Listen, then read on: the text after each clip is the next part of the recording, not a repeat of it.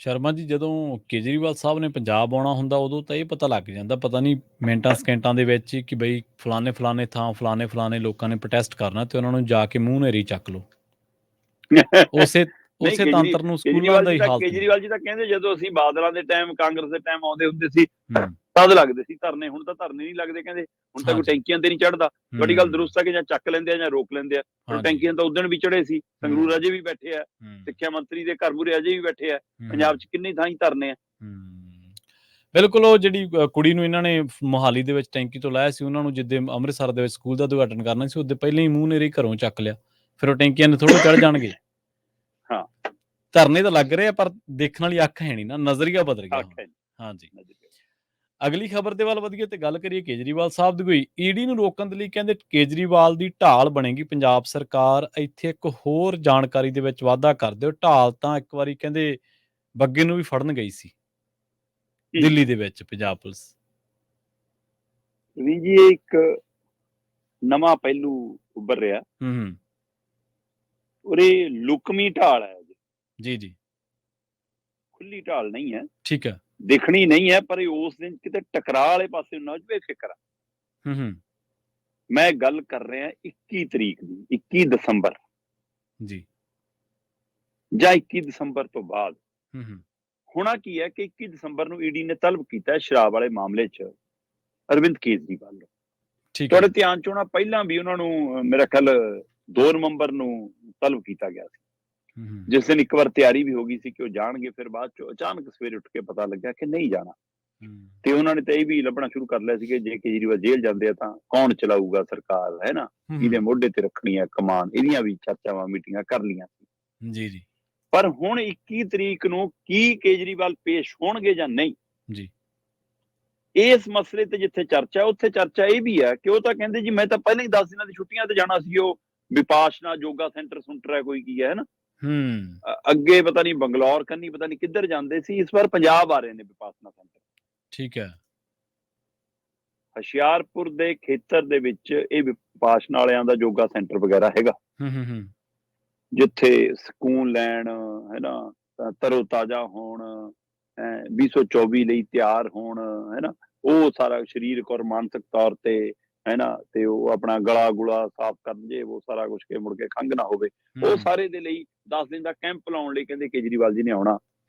ਬੇਸ਼ੱਕ ਕੇਜਰੀਵਾਲ ਦੀ ਸਰਕਾਰ ਨੇ ਇਸ ਬਾਰੇ ਕੋਈ ਸਪਸ਼ਟ ਨਹੀਂ ਕਿਹਾ, ਪਰ ਰਾਘਵ ਚੱਡਾ ਉਹਨਾਂ ਨੂੰ ਕਿਸੇ ਨੇ ਪੁੱਛਿਆ ਜਾਂ ਸਰਕਾਰ ਤੱਕ ਜਿੰਨਾ ਕੁ ਬੂਹਾ ਖੜਕੂ ਕੇ ਅੰਦਰੋਂ ਆਪਾਂ ਜਾਣਕਾਰੀ ਲੈਣ ਦੀ ਕੋਸ਼ਿਸ਼ ਕੀਤੀ, ਉਹਦੇ ਹਵਾਲੇ ਨਾਲ ਆਇਆ ਕਿ ਜੀ ਕੇਜਰੀਵਾਲ ਜੀ 10 ਦਿਨਾਂ ਲਈ ਜਦੋਂ ਪਹਿਲਾਂ ਤੋਂ ਤੈਅ ਛੁੱਟੀਆਂ ਤੇ ਜਾਣਾ ਸੀ ਕਿ ਉਹਨਾਂ ਨੇ ਯੋਗਾ ਕੈਂਪ ਵਿਪਾਸ਼ਨਾ ਲਈ ਜਾਣਾ, ਤੇ ਫਿਰ ਕਹਿੰਦੇ ਈਡੀ ਨੇ ਜਾਣ ਕੇ ਉਹਨਾਂ ਦਿਨਾਂ 'ਚ ਸੱਦਿਆ, ਜਾਣ ਬੁੱਝ ਕੇ ਕਹਿੰਦੇ ਜੀ ਈਡੀ ਦੀ ਸ਼ਰਾਰਤ। ਠੀਕ ਹੈ, ਤੇ ਉਹਨਾਂ ਦਾ ਤਾਂ ਜਾਣਾ ਤੈਅ ਹੈ ਜੀ।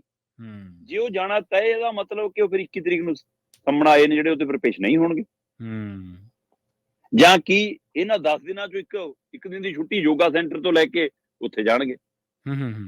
ਹੁਣ ਇਸ ਵਾਰ ਜੇ ਉਹ ਹੁਸ਼ਿਆਰਪੁਰ ਆ ਰਹੇ ਨੇ, ਹੁਸ਼ਿਆਰਪੁਰ ਦੇ ਕੋਲ ਮਹਿਲਾ ਵਾਲੀ ਕੋਈ ਪਿੰਡ ਹੈ, 10 ਕਿਲੋਮੀਟਰ ਹੁਸ਼ਿਆਰਪੁਰ ਦੇ ਨੇੜੇ ਪੈਂਦਾ, ਕਹਿੰਦੇ ਉੱਥੇ ਸੈਂਟਰ ਬਣਿਆ ਹੋਇਆ, ਠੀਕ ਹੈ, ਜਿੱਥੇ ਕੇਜਰੀਵਾਲ ਦੇ ਆਉਣ ਦੀ ਸੰਭਾਵਨਾ ਹੈ, ਜਿੱਥੇ ਕੇਜਰੀਵਾਲ ਨੇ ਇਸ ਵਾਰ ਕਹਿੰਦੇ ਕਿ ਇੱਥੇ ਆ ਕੇ 10 ਦਿਨ ਠਹਿਰਨਾ। ਠੀਕ ਹੈ ਪ੍ਰਵੀਨ ਜੀ, ਉਧਰ ਪਤਾ ਲੱਗ ਰਿਹਾ ਕਿ ਈਡੀ ਕਹਿੰਦੀ ਜੇ ਐਕਤੀ ਨਾ ਆਏ, ਅਦਾਲਤ ਤੋਂ ਅਸੀਂ ਗ੍ਰਿਫਤਾਰੀ ਵਾਰੰਟ ਲੈ ਕੇ ਆਵਾਂਗੇ। ਅੱਛਾ, ਫਿਰ ਪੁੱਛ ਪੜਤਾਲ ਨਹੀਂ ਕਰਨ ਆਉਂਦੇ? ਹਾਂ, ਕਹਿੰਦੇ ਫਿਰ ਲੈ ਕੇ ਜਾ ਕੇ ਪੁੱਛ ਪੜਤਾਲ ਕਰਾਂਗੇ, ਹਿਰਾਸਤ 'ਚ ਲੈ ਕੇ ਕਰਾਂਗੇ। ਜੇ ਇਹਨਾਂ 10 ਦਿਨਾਂ ਦੇ ਵਿੱਚ ਈਡੀ ਵਾਰੰਟ ਲਿਆਉਂਦੀ ਆ, ਹਾਂਜੀ, ਔਰ ਕੇਜਰੀਵਾਲ ਜੀ ਇਹਨਾਂ 10 ਦਿਨਾਂ ਲਈ ਪੰਜਾਬ 'ਚ ਨੇ, ਹੁਸ਼ਿਆਰਪੁਰ ਦੇ ਇੱਕ ਪਿੰਡ ਦੇ ਯੋਗਾ ਕੈਂਪ 'ਚ ਨੇ, ਵਿਪਾਸ਼ਨਾ ਸੈਂਟਰ 'ਚ ਨੇ, ਤੇ ਕੀ ਪੰਜਾਬ ਇਸ ਲਈ ਚੁਣਿਆ ਕਿ ਭਾਈ ਇੱਥੇ ਸਰਕਾਰ ਆਪਣੀ ਆ, ਉਹ ਮੈਨੂੰ ਬਚਾ ਲੂਗੀ? ਕੀ ਈਡੀ ਨੂੰ ਰੋਕਣ ਦੀ ਕੋਸ਼ਿਸ਼ ਕਰੂਗੀ ਪੰਜਾਬ ਸਰਕਾਰ? ਕਿ ਪੁਲਿਸ, ਮੁੱਖ ਮੰਤਰੀ ਸਾਹਿਬ ਦੇ ਕਮਾਂਡੋ ਹੁਣ ਇਸ ਕੰਮ ਲਈ ਲਾਏ ਜਾਣਗੇ? ਇਹ ਅਧਿਕਾਰੀਆਂ 'ਚ ਖਲਬਲੀ ਵੀ ਔਰ ਫਿਕਰ ਵੀ ਆ।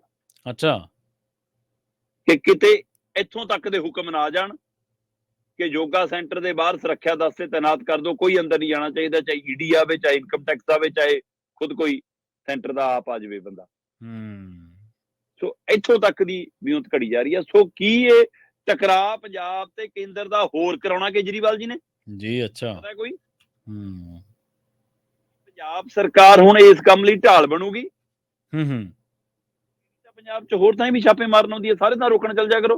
ਹੂੰ ਜਦਾਂ ਤੈਅ ਕਰ ਦਿਓ ਨਾ ਕਿ ਈਡੀ ਪੰਜਾਬ 'ਚ ਨਹੀਂ ਵੜਨ ਦੇਣੀ, ਹੂੰ ਕਿ ਜਿਹੜੇ ਚੋਰ ਪਹਿਲੀਆਂ ਸਰਕਾਰਾਂ ਦੇ ਨੇ, ਭ੍ਰਸ਼ਟ ਪਹਿਲੀਆਂ ਸਰਕਾਰਾਂ ਦੇ ਨੇ, ਸਿਰਫ ਅਸੀਂ ਵਿਜੀਲੈਂਸ ਰਾਹੀਂ ਉਹ ਨਜਿੱਠਾਂਗੇ, ਈਡੀ ਦਾ ਨਹੀਂ। ਵਿਜੀਲੈਂਸ ਦੇ ਆਧਾਰ ਤੇ ਤਾਂ ਈਡੀ ਮਾਮਲੇ ਲੈਂਦੀ ਹੈ।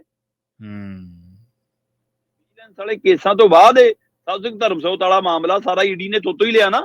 ਹਾਂਜੀ ਹਾਂਜੀ ਬਿਲਕੁਲ। ਫਿਰ ਉੱਥੇ ਵੀ ਕਹਿੰਦੇ ਕਿ ਅਸੀਂ ਢਾਲ ਬਣਾਂਗੇ। ਤਿਆਰੀ ਹੈ ਜੀ, ਔਰ ਇਹ ਟਕਰਾਅ ਹੋ ਸਕਦਾ ਇਸ ਗੱਲ ਦਾ।